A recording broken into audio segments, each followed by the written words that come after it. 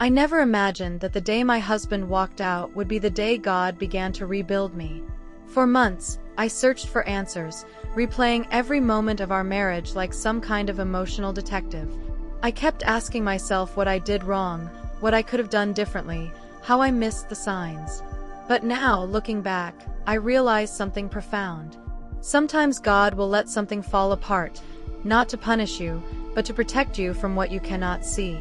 I didn't understand that then. Back then, all I knew was pain. Deep, suffocating pain. My husband, Michael, didn't leave with a dramatic argument or a slammed door. No, he left quietly. Too quietly. He left in a way that made me wonder if he had rehearsed his exit 100 times. I can still see him standing in the doorway, suitcase in hand. I need space, Anna. What does that mean? I'm not happy. I haven't been for a long time. We can work on it, whatever it is. I'm your wife. I don't want to work on it. I want out. Just like that. No tears. No hesitation. No fight. He walked out as if he were leaving a hotel room, not a marriage of 2 years. The moment the door closed, I crumbled to the floor. My legs refused to hold me. My heart felt punched. Hollowed out. My breath came in broken pieces.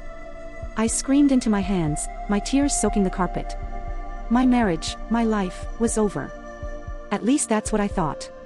The first night alone was the hardest. I kept hearing phantom footsteps, Michael's footsteps, coming down the hall. I imagined him walking into the kitchen, asking me where I put his keys, or complaining about the slow Wi-Fi. The silence felt unnatural. Wrong. Haunting. I wandered around the house touching everything he used to touch. His coffee mug. His jacket hanging by the door. His pillow that still smelled like his cologne. I slept with it pressed to my chest. The next morning, I woke up with swollen eyes and a migraine, hoping this was some twisted dream. But the bed was still empty. He was still gone. I dragged myself to the kitchen and collapsed into a chair, feeling useless. That's when my phone buzzed. It was my mother. "Sweetheart, how are you holding up?" I didn't even answer. The sound of her voice broke the dam inside me. "Mom. I can't believe it's really over, 2 years. My marriage of 2 years ended just like that. I keep thinking about all the signs I ignored. The red flags were there from the beginning, the lies, the way he made me feel small, the promises he never kept. I saw them, Mom. I really did. But I was so blinded by love. I kept hoping he'd change. I kept convincing myself that if I just loved him harder, everything would get better. I thought marriage would fix us, Anna whispered. Instead, I lost myself trying to hold everything together. Her voice broke, I wish I had listened to my instincts. I wish I had paid attention instead of pushing everything under the rug. I don't know why he left, I sobbed. I don't know what I did.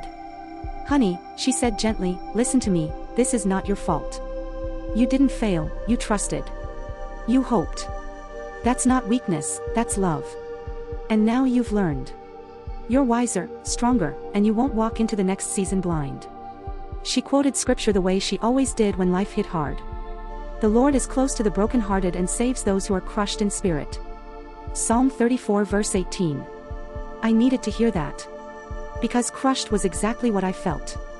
The days that followed were a blur of tears, unanswered texts, and sleepless nights.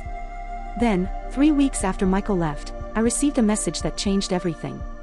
It came from a phone number I didn't recognize. Anna, you don't know me, but you need to know the truth about your husband. My heart stopped. My hands shook as I typed back. Who is this? The reply came instantly. My name is Clara, and I've been seeing Michael for 7 months. Shock ran through my veins like electricity. 7 months. 7 months while he was still kissing me goodnight, still taking me to church, still promising we'd start trying for a baby soon. I felt the room tilt as I sank into a chair. I called her immediately. A young woman answered, her voice shaking. I'm so sorry, she whispered. I didn't know he was married at first. When I found out, I ended things. I thought he went back to you. Her words faded into static as my mind struggled to process. Michael wasn't unhappy. He wasn't confused. He wasn't needing space. He was lying. He left because he got caught. Clara told me everything, how he promised her a future, how he said he felt trapped in his marriage, how he claimed I was controlling and cold. Cold. I had spent 9 years warm with forgiveness, with patience, with prayer, with love. Yet somehow, he turned me into the villain. He even told everyone who cared to listen that I couldn't keep a man and spread the news of our divorce. When I hung up, I collapsed on the floor again, the betrayal crushing me like a tidal wave. I grabbed my Bible with shaking hands. God, why? I sobbed. Why would you let this happen to me? A verse echoed in my mind. 2 Corinthians 12 verse 9. My grace is sufficient for you, for my power is made perfect in weakness. But in that moment, all I could feel was the weight of my own brokenness. A month later, Michael finally texted me. Not an apology. Not an explanation. Just one sentence. I'm moving on. You should, too. Something snapped inside me. Not anger. Not hatred. Clarity. I realized I had spent years holding up a marriage that he had already checked out of emotionally. I cooked. I prayed. I apologized even when I wasn't wrong. I begged us to go to counseling.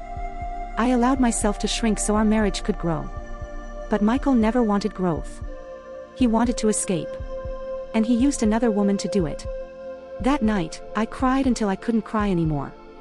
Then I got on my knees. For the first time since he left, I prayed for me. God, please heal me. Don't let this break me. Don't let this define me. I felt no miraculous feeling. No warm rush. No angelic whisper.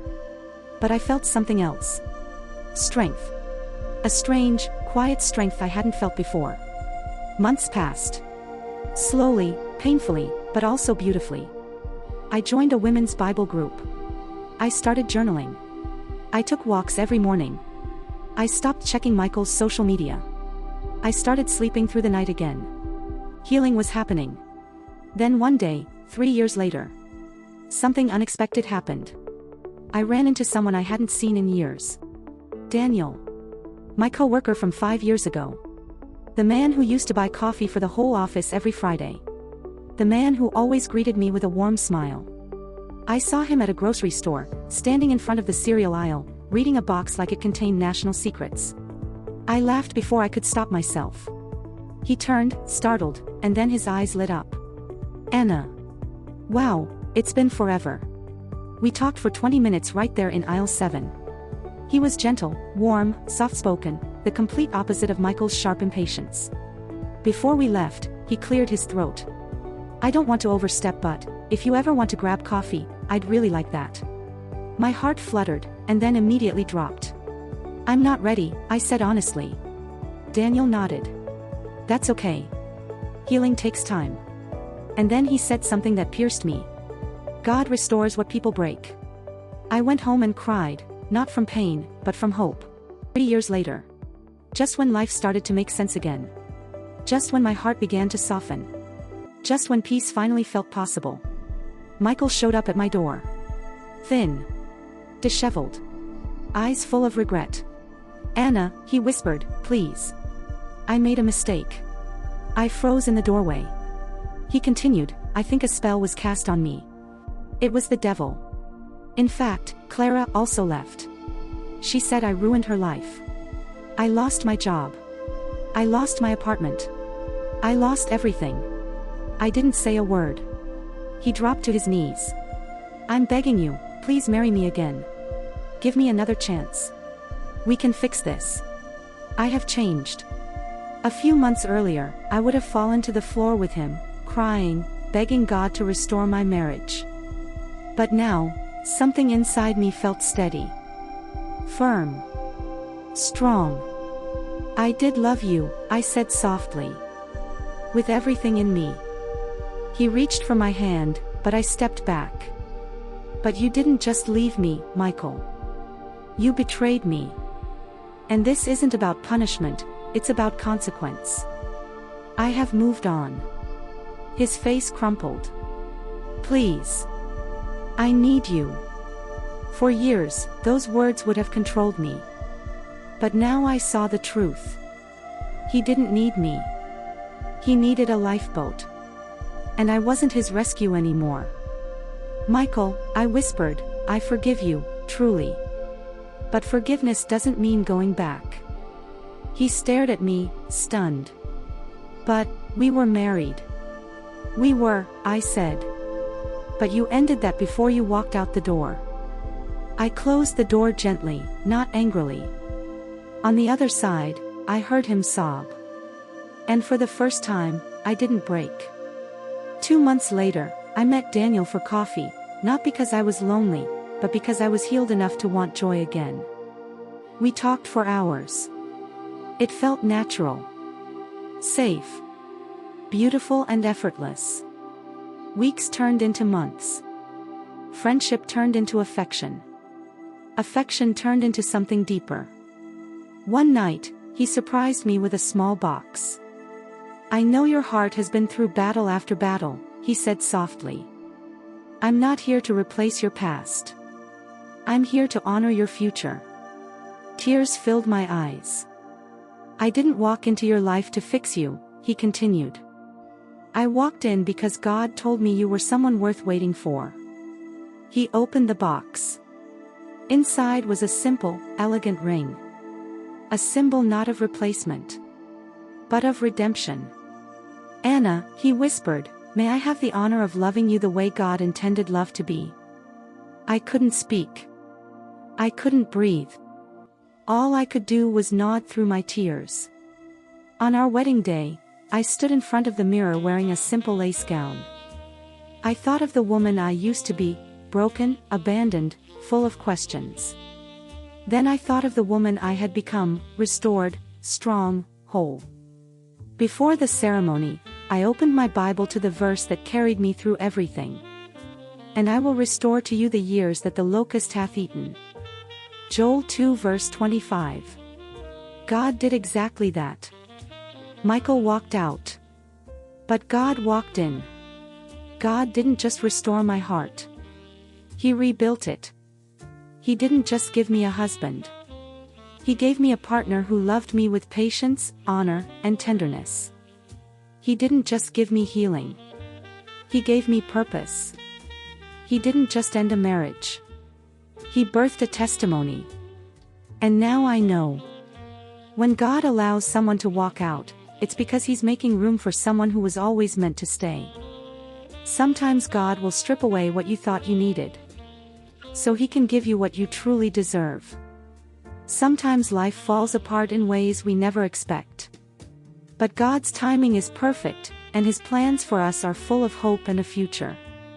As it says in Jeremiah 29 verse 11, "For I know the plans I have for you, declares the Lord, plans to prosper you and not to harm you, plans to give you hope and a future." Even when someone hurts us, forgiveness frees our hearts to heal. Be kind to one another, tender-hearted, forgiving one another, as God in Christ forgave you, Ephesians 4 verse 32. True love reflects God's character, patient, kind, honoring, and tender, 1 Corinthians 13 verses 4 to 5. Healing takes patience, prayer, and care for ourselves. If your heart is broken or you're hurt, look unto God, remember He mends the brokenhearted, Psalm 147 verse 3. And when we trust Him, He restores what was lost, bringing joy, love, and purpose beyond what we imagined. My first husband walked out after 2 years. But God had another plan. A better plan, a beautiful plan. A divine plan. A plan that turned my heartbreak into hope. My tears into testimony. My ending into a beginning. Because with God, the story never ends where pain begins. So, no matter the pain we've faced, God's plan can turn heartbreak into a beautiful new beginning. Subscribe to Tale and Testament for more.